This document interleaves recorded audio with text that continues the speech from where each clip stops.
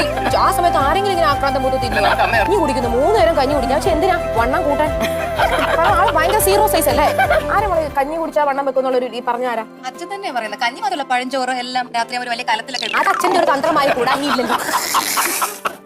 Food ലാഭം പഴഞ്ചോറ്.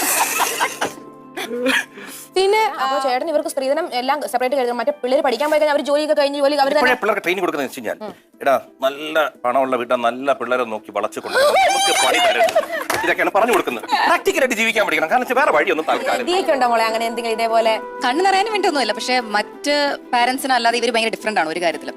Board എക്സാമിന്റെ കാര്യം വന്നാലും മറ്റ് പാരന്റ്സ് ഒക്കെ പറയുന്നത് നല്ല മാർക്ക് വാങ്ങണം, 85, 90 ഒക്കെ വേണം. ഒരുപാട് പിള്ളേർ 98 കിട്ടി എന്റെ മുമ്പിൽ കിടന്ന കാര്യം ഞാൻ കണ്ടിട്ടുണ്ട്. പക്ഷെ എന്റെ വീട്ടുകാർ പറഞ്ഞ വെച്ചാൽ കോപ്പി അടിച്ചിട്ടാണെങ്കിലും പാസ്സായിക്കോണം. എവിടെ നിന്നാണെന്ന് കോപ്പി അടിച്ച് പാസ്സായി ഇത്ര എന്റെ അടുത്ത് പറയാറുണ്ട്. ഞാൻ അവിടെ ചെല്ലുന്നു എനിക്ക് തോന്നുന്ന പോലെ കോപ്പി അടിക്കുന്നു. പിന്നെ എന്റെ ഭാഗ്യത്തിന് എന്റെ ഫ്രണ്ട്സ് എല്ലാവരും കൂട്ടി തന്നിട്ടുണ്ട്. എനിക്ക് അതിന് പ്രശ്നമൊന്നും വന്നിട്ടില്ല.